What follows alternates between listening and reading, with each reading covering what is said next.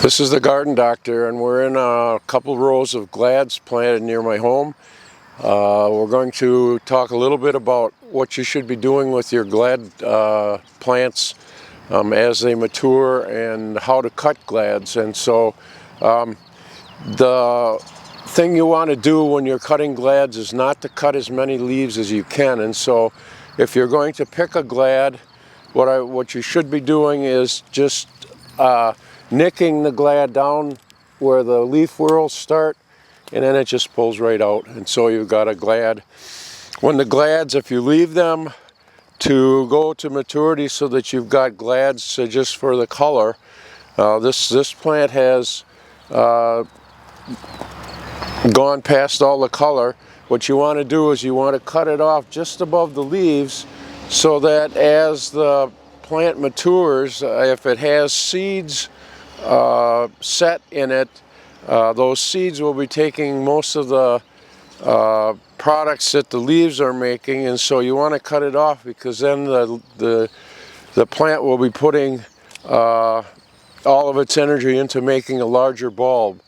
So what I'm going to be doing today is just going down the row here and cutting off all the plants that have gone past prime so that they're putting all the energy that they have into the bulb. And in another month and a half or so, we're in mid-August now, in a month and a half when I dig the bulbs, they will be nice and large, and we'll come back and watch what we do to harvest the glad bulbs and to get them it's ready for storage for the winter. Good morning. We're in the area where I planted the leftover glads from this spring.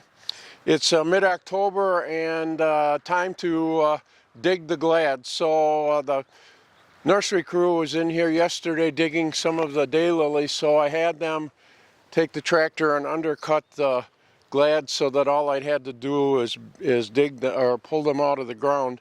Normally you'd have to take a shovel and loosen the ground and then you dig them up. So what I'm going to do this morning is show you how to get the bulbs ready for storage. So we pull them out of the ground. You see we have a nice sized bulb.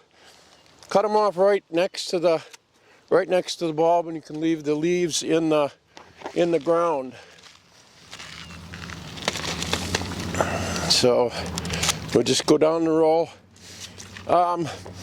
Once in a while you'll come upon a bulb that has the leaves like this are showing the browning, and that's a good sign of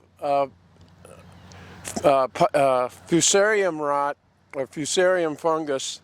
You don't want that, and so we're going to just put this aside, and I'll pick them up and get them out of the field, because that's a disease that you don't want to get into your glads.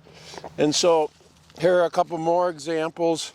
You can see the browning of the foliage, so we don't want those with our bulbs that we're going to plant next year. So we just keep going down the row. Here's a good example of what may happen with your bulbs. If you look closely, and I'll come up close to the camera, what you'll see is that the bulb that was planted is dried up and shriveled up, and this bulb actually produced two bulbs. If the bulb is large enough, because glad bulbs are not actually bulbs, they're corms, they're all stem tissue, and so when this bulb started to grow, it threw two shoots out of that single bulb, and so we now have two bulbs from the one that we planted. In a few weeks, what we'll do is come back and I'll show you how we do that. But this is the bulb that was planted. It's not, I mean, it's all shriveled up, so it's not going to grow again, but it produced two really nice bulbs that next year will give us a lot of bloom.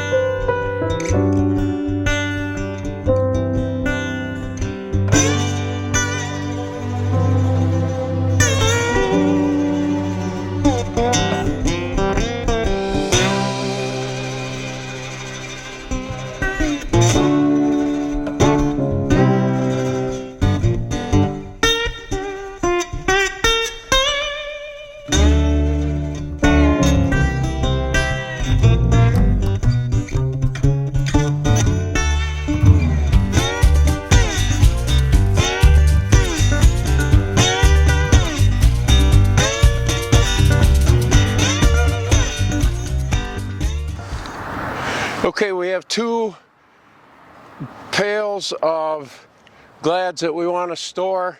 I'm going to finish these up later on, but we're going to go down to my house, and I'm going to show you how we prepare the bulbs for storing for winter.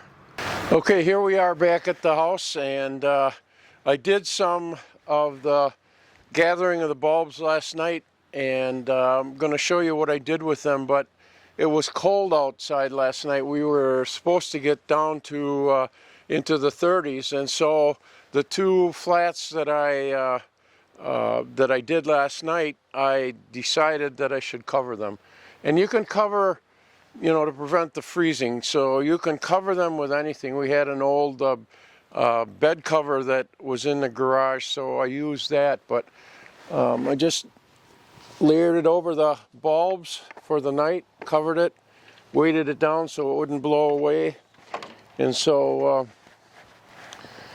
these are the bulbs that I did last night. So what I'm going to show you is these are the glad flats that we use for storing glads at the seed company.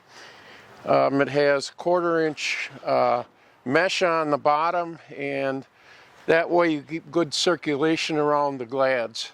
What I'm going to do is I'm going to use the flat to wash the bulbs, and then we're going to leave them out in the sunlight for about 2 weeks. So we'll just kind of put the bulbs in the flat. Kind of spread them out so I can be sure that I've got them nice and clean.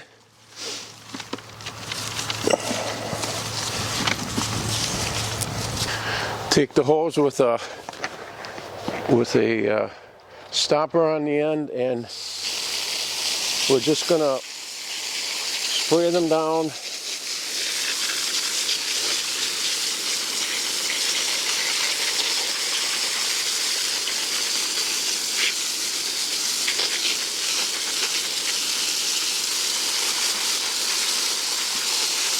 You want to do it so you get most of the dirt off the bulbs so that they can dry nicely.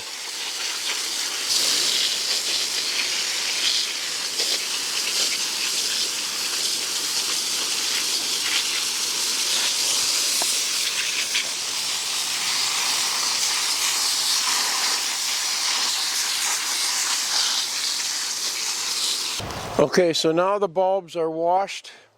Now we can see the little, they're called cormos, but most people call them bulblets. This is how glads are reproduced. So when you have a row of red glads, you dig them and you take these bulblets off the bottom, and those will be exactly the same color as the bulb they came from.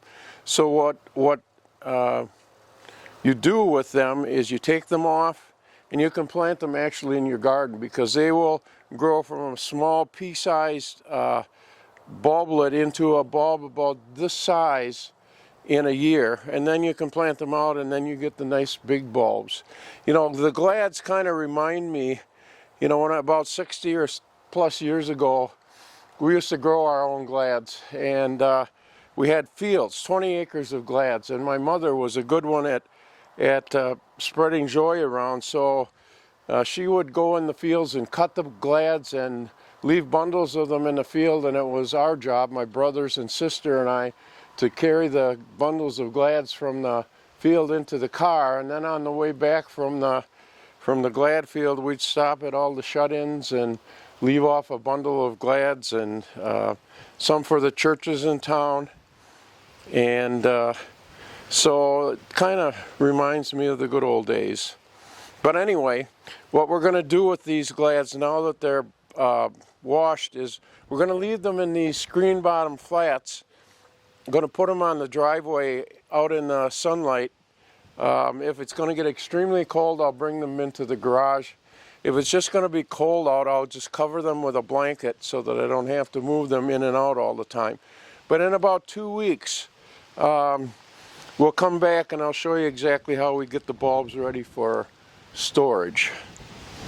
This is Dick Zondag, hoping that we have a great glad crop next year from the bulbs that we grew this year.